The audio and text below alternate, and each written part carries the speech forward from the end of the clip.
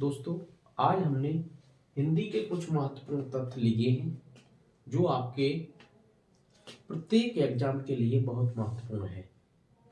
चाहे आपका पुलिस हो, यूपी पुलिस हो, चाहे टेट या सुपर टेट हो, या आपका board exam, UP board exam कक्षा 10 और 12 दोनों के लिए ही महत्वपूर्ण है। और हमने 10-12 क्वेश्चंस 14 क्वेश्चंस लिए हैं इसमें, और ये एक प्रैक्टिस सेट जैसा काम करेगा। चाहे आप यूपी पुलिस का प्रैक्टिस सेट में काम आएगा, board exam, high school, inter दोनों के लिए, यूपी बोर्ड के लिए बहुत ही महत्वपूर्ण साबित होगा ये वीडियो। देखिए, हमारा पहला क्वेश्चन है, सूरदास जी की भाषा कौन सी है? सूरदास जी किस भाषा के कवि थे? सूरदास जी की भाषा जो थी वो ब्रिज भाषा के कवि थे। ब्रिज भाषा। आपने सुना होगा सूरदास के बारे में, सूरदास जी को जन्मांध कहा जाता है। सूरदास जी बचपन से ही अंधे थे। सूरदास जी के गुरु थे वल्लभाचार्य। सूरदास जी के गुरु कौन थे? वल्लभाचार्य। कई बार आ चुका है क्वेश्चन। अंतस्था व्यंजन कौन कौन से होते हैं? अंतस्था व्यंजन या, रा, ला, वा, इनको हम अंतस्था व्यंजन कहते हैं। अंतस्था व्यंजन या, रा, ला, वा। उस व्यंजन क्या है? तो तीनों सा और हा, छेटी वाला सा, पाका सा, राका सा और हा, उस व्यंजन में ये आते हैं। संयुक्त व्यंजन क्या है? संयुक्त व्यंजन होते हैं छत, त्रा, ज्ञा और सरा। छत्र, ज्ञा और सरा। छ छत्री का, त्रा त्रिशूल, ज्ञा ज्ञानी और सरा, ये होते हैं संयुक्त व्यंजन। अब प्रयोगवाद के जनक, प्रयोगवाद के जनक सबसे बड़ा नाम है हिंदी में, उन जितना किसी का नाम नहीं है। उनको कहते हैं सच्चिदानंद हीरानंद वात्स्यायन अज्ञेयजी। इनका पूरा नाम है सच्चिदानंद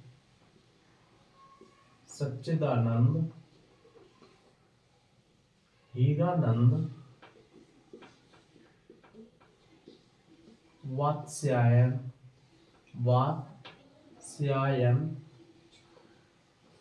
अज्ञेयजी।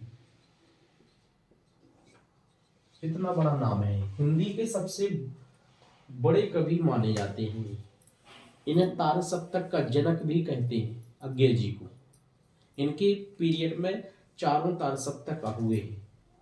पहले तार सप्तक की डेट है 1943 ईस्वी, दूसरे तार सप्तक की डेट है 1951 ईस्वी, और तीसरे तार सप्तक की डेट है 1979 ईस्वी।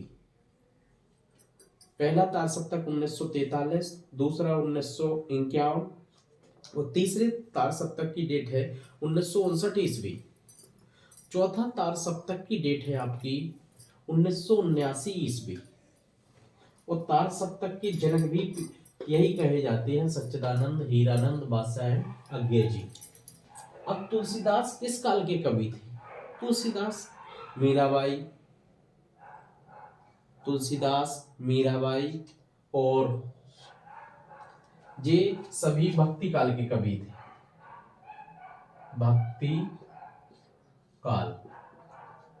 सूरदास जी भी भक्ति काल के कवि हैं। हिंदी की प्रथम कहानी है आपकी इंदुमती।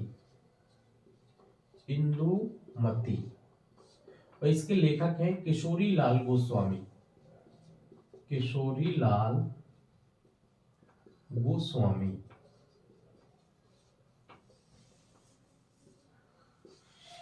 हिंदी का जो प्रथम उपन्यास है वो है परीक्षा गुरु। इसके लेखक हैं लाला श्री निवास दास। निवास दास जी। हिंदी का प्रथम नाटक कौन सा है? हिंदी का प्रथम जो नाटक है वो है नहुस, और इसके लेखक हैं गोपाल चंद्र गिरधर दास। गोपाल चंद्र गिरिधर दास। हिंदी का प्रथम नाटक नहुस, उसके लेखक हैं गोपाल चंद्र गिरधर दास। हिंदी के प्रथम कवि कहा जाता है सरहपा को। सरहपा हिंदी के प्रथम कवि जो है वो है सरहपा। अब ये है आपका वाक्यांश के लिए एक शब्द। जैसे हम आपसे कहें ऐसी स्त्री जिसका पति मर गया हो उसे क्या कहेंगे? तो उसको बोलते विधवा। ऐसा पुरुष जिसकी पत्नी मर गई हो उसको बोलते हैं ऐसा पुरुष जिसकी पत्नी मर गई उसको बोलते हैं विधुर। विधुर।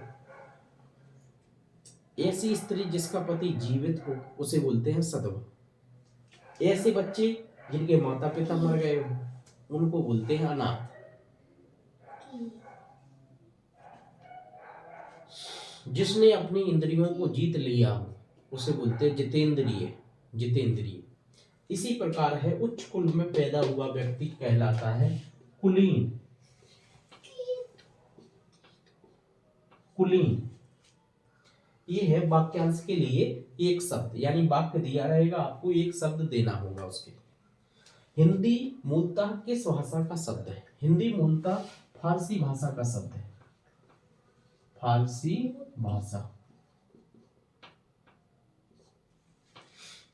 रूला के प्रत्येक चरण में कितनी कितनी मात्राएं होती हैं, यानी कितनी मात्राएं होती हैं? रूला की प्रत्येक चरण में 24 मात्राएं होती हैं। 24 मात्राएं होती हैं।